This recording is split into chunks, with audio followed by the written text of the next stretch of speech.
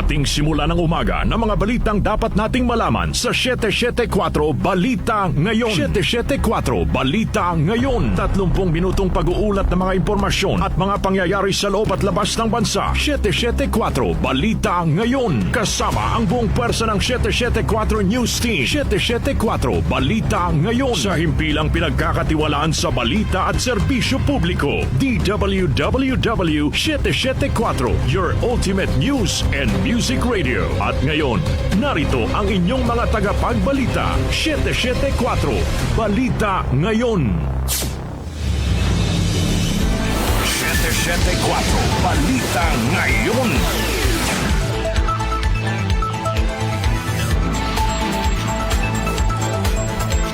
Magandang umaga, Luzon, Visayas at Mindanao. Ngayon po ay araw ng Miyerkules, April 29, 2026. Narito na ang 774 Balita Ngayon. 774 Balita Ngayon. At sa ating po mga headlines. Dating Congressman Zaldico nasa France na matapos maghain ng political asylum petition ayon sa Malacanang. Pagsasagawa ng tax audit kay Vice President Sara Duterte sa asawa nitong si Atty. Manasseh Carpio at sa siyam na negosyong iniuugnay sa dalawa ipinag-utos ng BIR. Impeachment complaint laban kay VP Sara Duterte posibleng pagbotohan na sa plenaryo ng Kamara sa May 11. Aumento sa sweldo ng mga manggagawa sa gitna ng epekto ng krisis sa Middle East, ipinapanawagan ng mga labor group. Nasikor na nanawagan sa pamalaan na tugunan ng hinaing ng publiko ukol sa pass-on charges ng mga distribution utility. ICC nagtalaga na ng trial chamber na hawak sa formal na paglilitis sa kaso ni dating Pangulong Rodrigo Duterte. Metro News, 250 million pesos na halaga ng shabu na itinago sa LED lights na sabat ng BOC sa NAIA. Sa ating Science and Technology News, ika-10 anibersaryo mula ng ilunsad ng Diwata 1 sa Kalawakan, ipinagdiriwang ng PhilSA. Lifestyle News, silang lugar sa Pilipinas muling nominado para sa World Travel Awards 2026. Sa ating music trivia, kaarawan ngayon ng American actor and singer-songwriter na nagpasikat ng mga awiting Always on My Mind at Crazy. Sino siya? Alamin. Balita kakaiba, mag-ina sa North Virginia nakabuo ng uri ng pakwan na kasing liit lang ng itlog. Ang ating po oras, 6:42 ng umaga. Kami po ang inyong tagapagbalita, Darlene Olanyo. At Mika Fajardo. Narito naman ang detalye ng mga balita. 774 Balita Ngayon. Kinumpirma ng Malacanang na wala na sa kustodiya ng Czech Republic si dating ako Bicol Party List Congressman Zaldico at ngayon nasa jurisdiksyon na ng France matapos maghain ng petisyon para sa political asylum. Ayon kay Palace Press Officer Claire Castro, hiniling ng French government ang paglipat kay Cos sa France habang dinidinig ang kanyang asylum request. Nilinaw naman ni Castro na hindi nakakulong si Cos sa France kundi nasa pangangasiwa ng French authorities. Sa kasalukuyan, kumpirmadong wala na sa kustodiya ng Czech authorities si Zaldico. Meanwhile, the DFA has received highly reliable information that Zaldico has a pending petition for political asylum in France. He has been requested to be transferred to and is now under the jurisdiction of French authorities. All missions in Europe have been instructed to obtain further official confirmation. Wala pa umanong impormasyon si Castro kung kailan naghain ng petisyon si Ko at kung sino ang nag-turnover sa kanya sa mga otoridad ng France. Aminado naman ng palasyo na nadismaya si Pangulong Ferdinand Marcos Jr. nang malamang wala na sa kustodiya ng Czech Republic si Ko. Nakausap po mismo natin ang Pangulo ngayong araw at sinabi niya na disappointed siya. Dahil malapit na sana natin na pauwi si Zaldico. But since meron nga pong ibang bansang involved at ang lumalabas lamang po na kanya na-violate ay ang paggamit ng invalid documentation. So, ang bansang Czech Republic po ang siyang mag-uutos kung anong gagawin kay Zaldico. Kaugnay nito, may kipagpulong ngayong araw si Pangulo Marcos sa ambassador ng France at Charge d'Affaires ng Czech Republic upang alamin ang buong detalye ng nangyari. Nais din anya ng Pangulo na matukoy kung may pagkukulang sa paghawak ng kaso upang hindi na ito maulit. Tiniyak naman ng pamalaan na gagamitin ito ang lahat ng legal at diplomatikong paraan upang mapauwi si Ko sa Pilipinas at harapin ang mga kaso laban sa kanya. Samantala, bigong pag-aresto at pagpapauwi kay dating Congressman Zaldico, kahihiyan ni Pangulong Ferdinand Marcos Jr. at ng anti-corruption drive ng administrasyon. Narito po ang report ni Grace Mariano. Para kay House Deputy Minority Leader at ACT Teachers Party List, Representative Antonio Tino, isang kahihiyan para kay Pangulong Ferdinand Bongbong Marcos Jr. at sa anti-corruption campaign nito ang kabiguan na maaresto at maibalik sa Pilipinas si dating Congressman Zaldico. Reaksyon nito ni Tino makaraang ihayag ng Department of Justice na wala na sa kustodiya ng Czech Republic si Ko. Sabi ni Tino, pinaasa lang tayo na naaresto si Ko at maibabalik pero wala naman pala. Bunso nito'y binigyan din ni Tino na patuloy ang paniningil ng taong bayan sa pananagutan ng mga sangkot sa korupsyon lalo na ang mga malalaking isda. Well, of course, si Pangulong Marcos Jr. mismo ang nag-announce nito. No? At well, siya ngayon ang pahiya dahil inaasa tayo na arestado na raw si Zaldico at maibabalik na rito. Pero ngayon, bakit wala naman pala? No? Malaya pa rin pala si Zaldico at nagkakamot ng ulo ngayon ang Department of Justice. Uuwi sila na empty-handed. So, malaking kahihiyan nito sa so-called anti-corruption campaign ni Pangulong Marcos mismo. Inangako niya ang ulo ni Zaldico ngunit hindi makapag-deliver. Sa tingin naman ni Tino ay posibleng nakahinga din ng maluwag si PBBM na hindi pala makakauwi si Zaldico. Pinaalala ni Tino na itinuro ni Ko si Pangulong Marcos na siyang nag-utos na magsagawa siya ng budget insertions at ito'y binigyan din niya umano ng malaking kickback. Ito si Grace Mariano para sa DWWW 774, your ultimate music radio. Maraming salamat, Grace Mariano. 774 Balita Ngayon.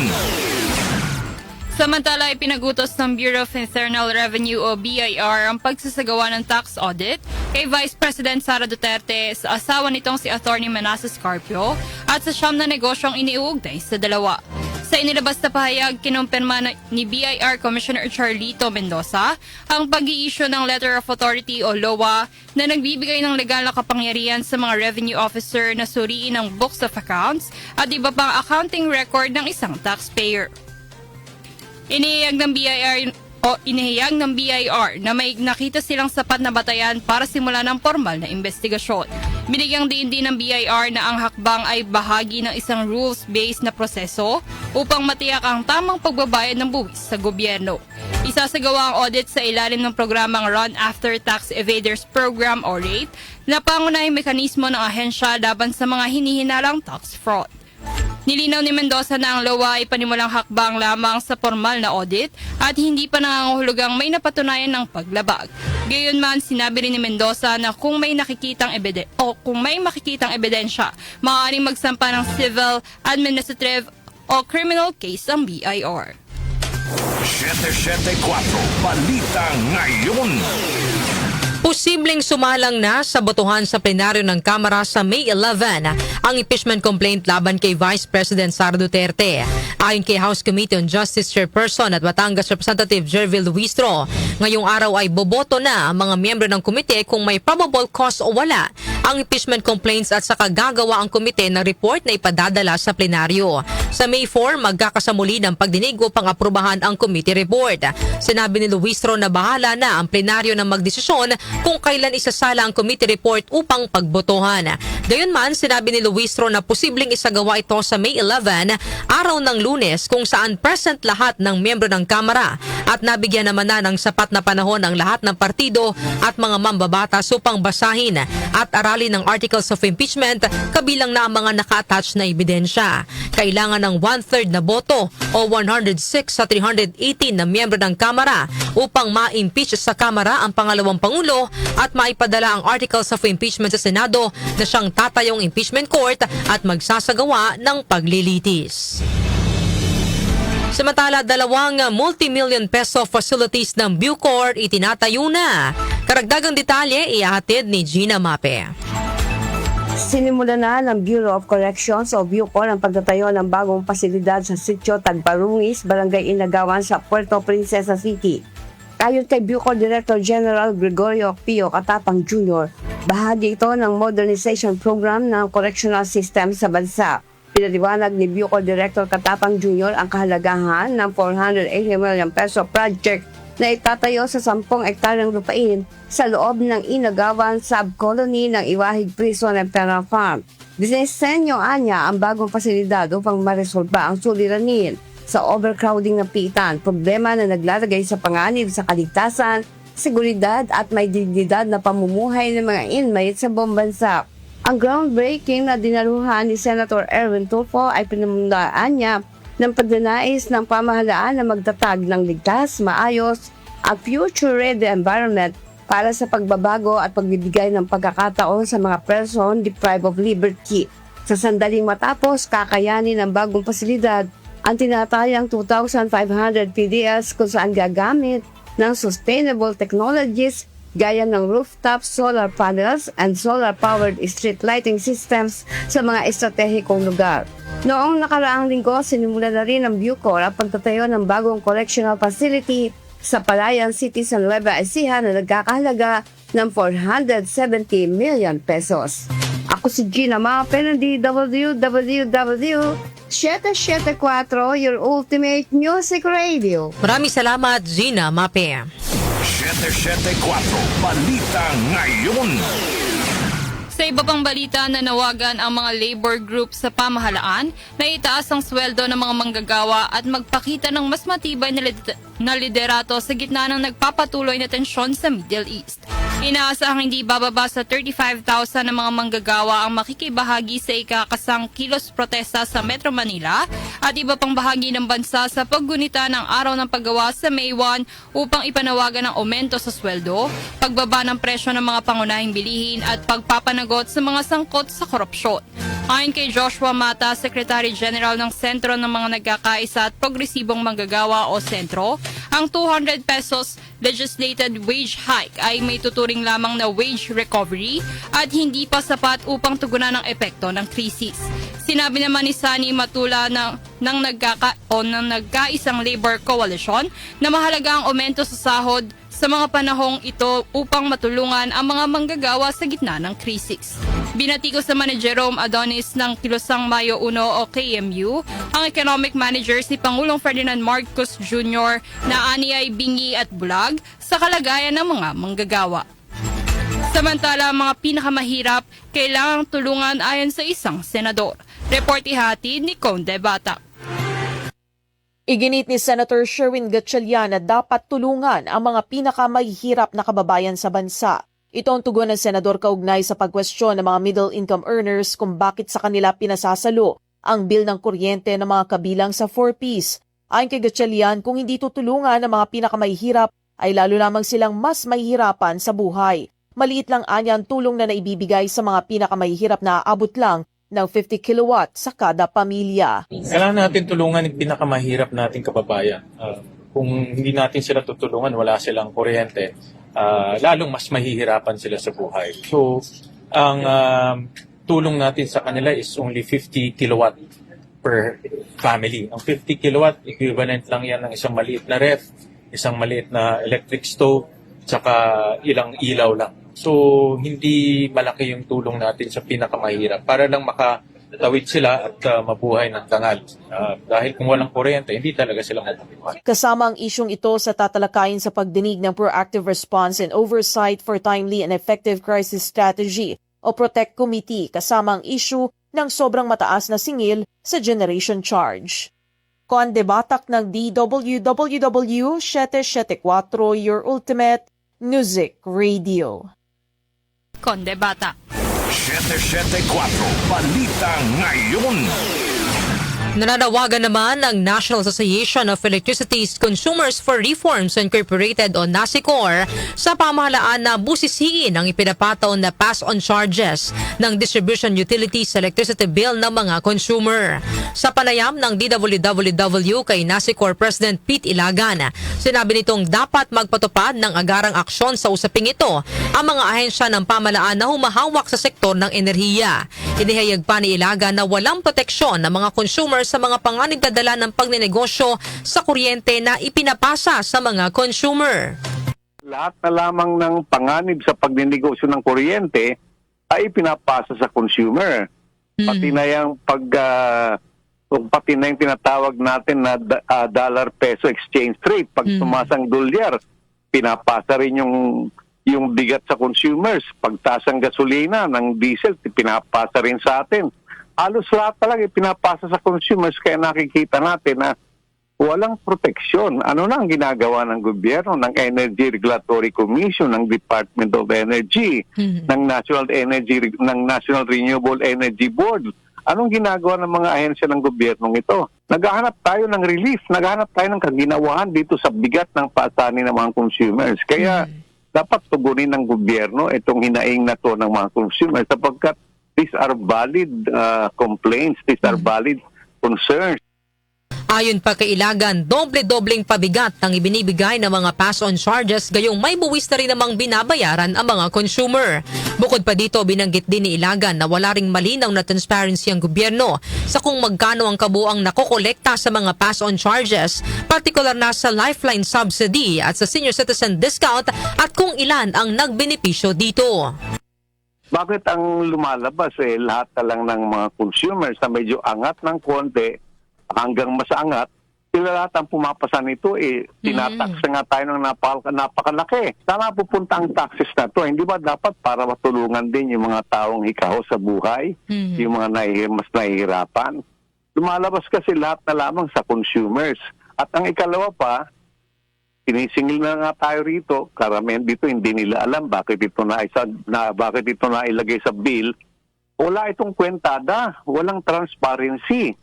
Hindi natin alam kung magkano ang talagang nakolekta nila buwan-buwan mula rito sa charge na to. At kung ilan ang nakinabang dito.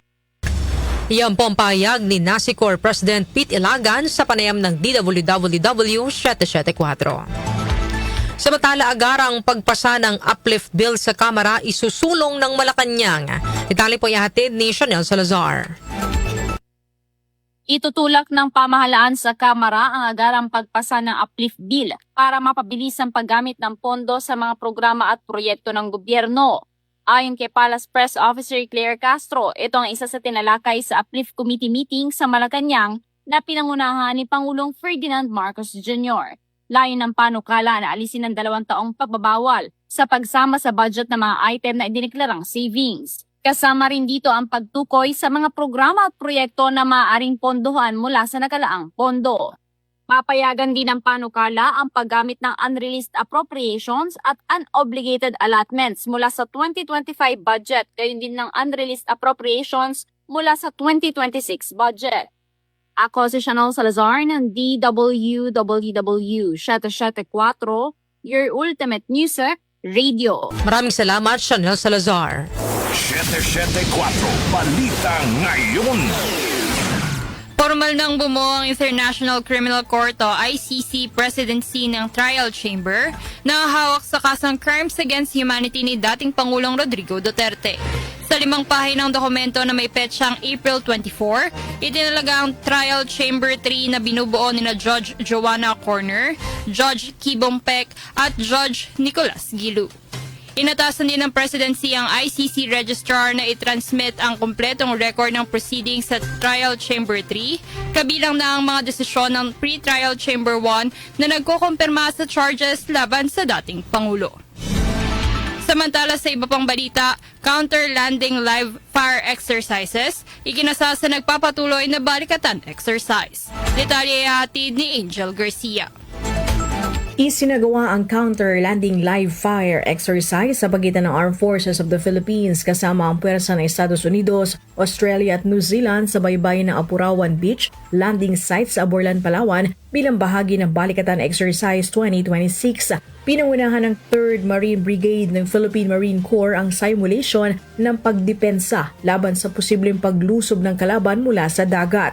Dito, ipinakita ang kakayahan ng pinagsanib na puwersa na matukoy, hadlangan at pigilan ang pagtatangkang makapagtayo ng beachhead ang mga kalaban. Tampok din sa drill ang sabayang paggamit ng puwersang panghimpapawid, panlupa at indirect fire assets kung saan nagpakawala ang Philippine Air Force ang FA-50 fighter jet para sa air interdiction habang nag-deploy naman ang puwersa ng Amerika ng HIMARS rocket system. Rumatsyada rin ang ground forces gamit ang artillery, mortar, light armored vehicles, anti-armor system, heavy machine guns at iba pang armas ng infantry na sinabayan ng precision strikes at reconnaissance. Isinagawa rin ang simulation ng non-combatant evacuation operation sa Sitio Bubusawin at Sitio Long Point kasabay ng community outreach program katuwang ang mga lokal na pamahalaan. Angel Garcia ng DWWW 774,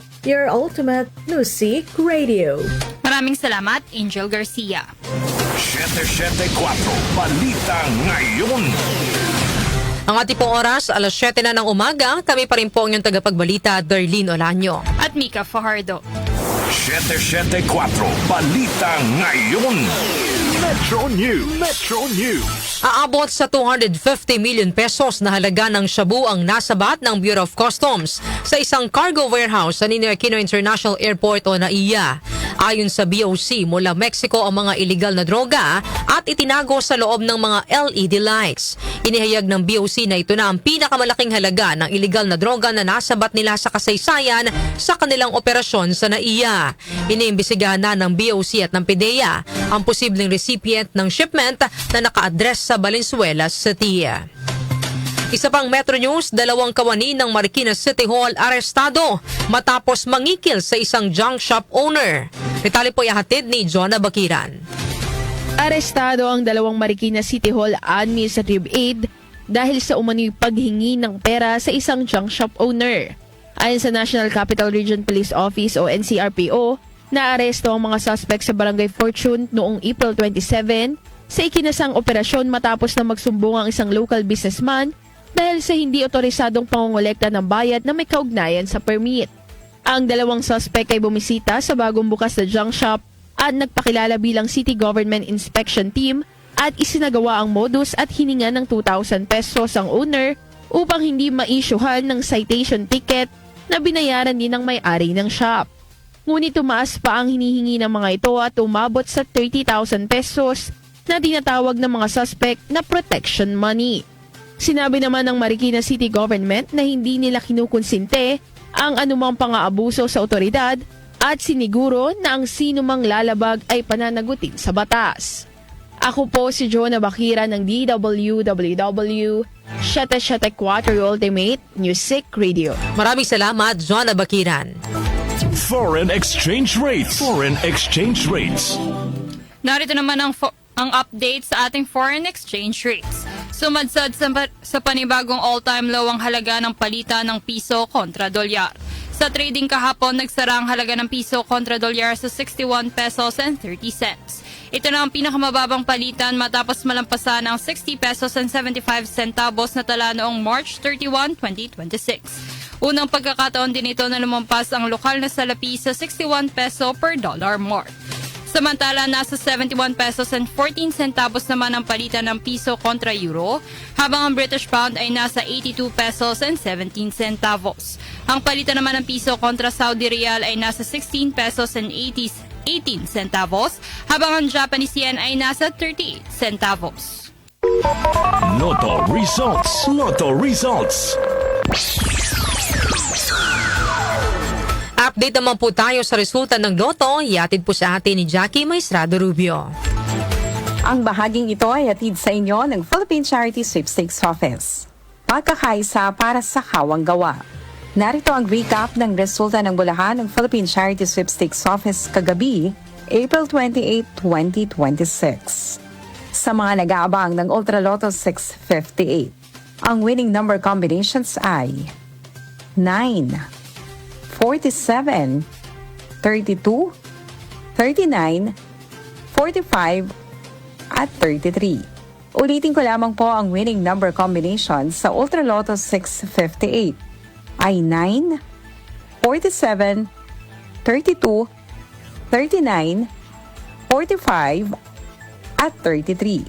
Mayroon itong jackpot prize na 75 million pesos. Para naman sa Super Lotto 649, ang winning number combinations ay 27, 9, 34, 5, 16, at 42. Muli ang winning number combinations sa Super Lotto 649 ay 27, 9, 34, 5, 16, at 42 na may jackpot money na 30,227,489 pesos and 87 centavos. Sa mga tumaya naman sa Lotto 642, ang lumabas na kombinasyon ay 15, 9, 12, 16, 37, at 35.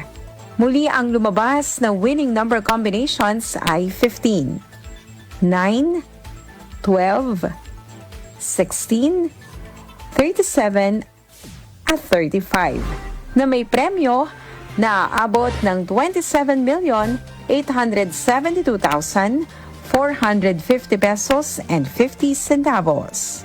Yan po ang naging recap ng resulta ng bulahan ng Philippine Charity Sweepstakes Office kagabi, April 28. Para naman sa jackpot estimate sa Lotto Draw mamaya, 15 million pesos para sa Mega Lotto 645 at 73 million pesos para sa Grand Lotto 655. Ang bahaging ito ay atid sa inyo ng Philippine Charity Sweepstakes Office. Pagkakaisa para sa hawang gawa.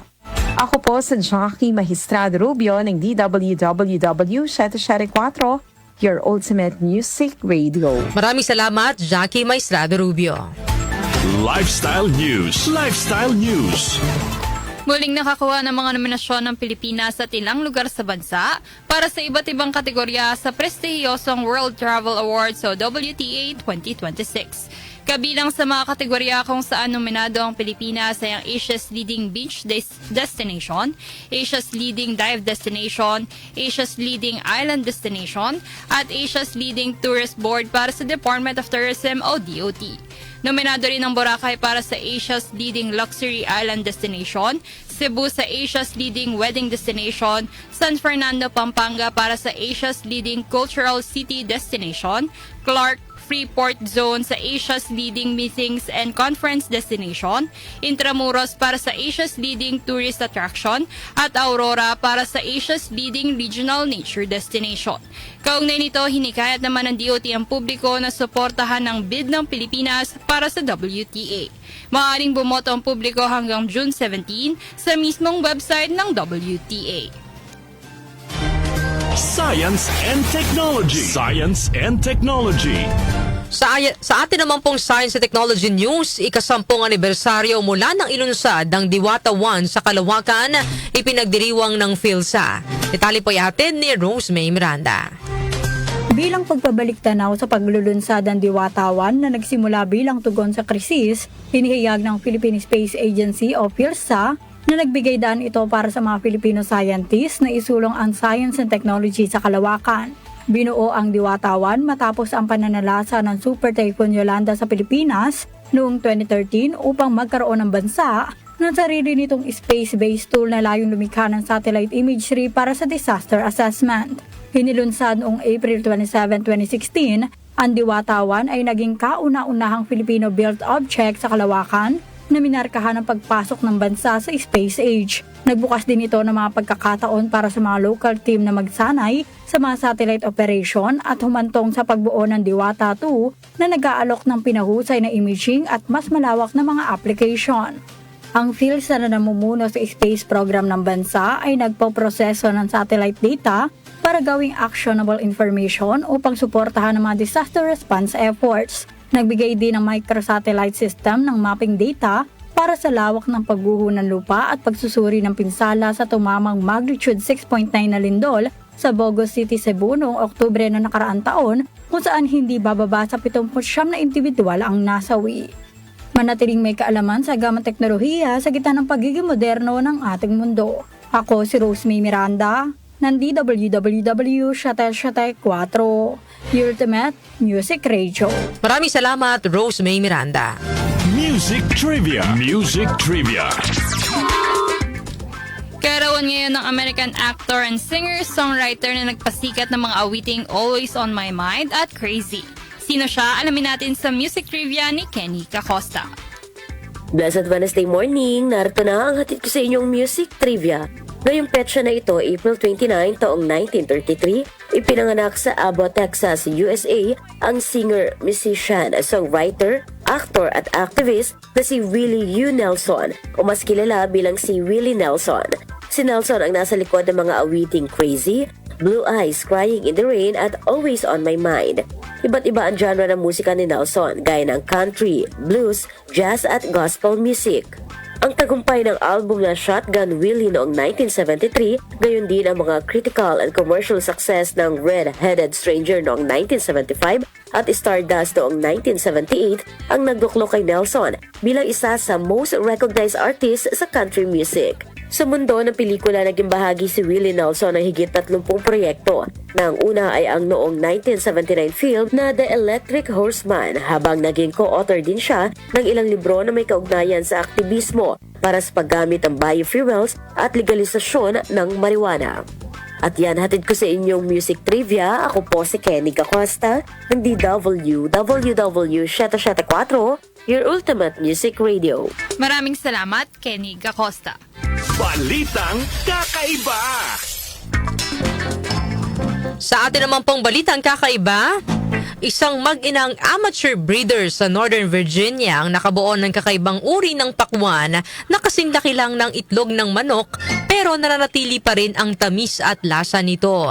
Matagal ng hamon ang pagtatanim ng pakwan sa greenhouse at vertical farming dahil sa laki ng bunga at haba ng baging nito. Pero nakahanap po ng solusyon ng mag-inang ito sa pamagitan ng isang non-GMO chemical mutation approach kung saan napaliit nila ang bunga nang hindi naapektuhan ng pangunahing katangian nito.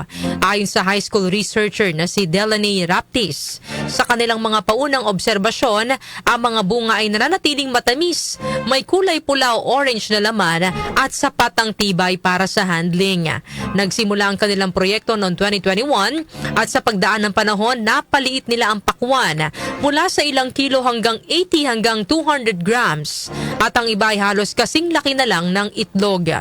Layunin ng kanilang proyekto na gawing masangkop ang pakwan sa high-density greenhouse at vertical farming kung saan mahalaga ang mas maraming ani sa maliit na espasyo. Dahil sa maliit ang prutas, nababawasan din ang food waste at maswak ito sa single serving na konsumo. Yan po ang ating balitang kakaiba ngayong araw ng Miyerkules. At bago tayo magtapos sa ating balitaan, narito po muna ang ating katanungan ngayong araw po ng Miyerkules. Sa gitna ng krisis, sa gitnang silangan, makakabuti bang ipagpaliban muna ang 2026 Barangay at Sangguniang Kabataan Elections? Ulitin ko po, sa gitna ng krisis, sa gitnang silangan, makabubuti bang ipagpaliban muna ang 2026 Barangay at Sangguniang Kabataan Elections? Para po sa inyong mga opinyon, ito po ang ating text line 0929-321-8738 at maaari din po kayong mag-comment sa ating pong Facebook Live at sa ating YouTube channel. Inyo pong narinig ang mga may init na balita ngayong araw po ng Miyerkules, April 29, 2026. Kami po ang inyong tagapagbalita, Darlene Olanyo. At Mika Fajardo. Napasa inyo ang 774 Balita Ngayon. 774 Balita Ngayon.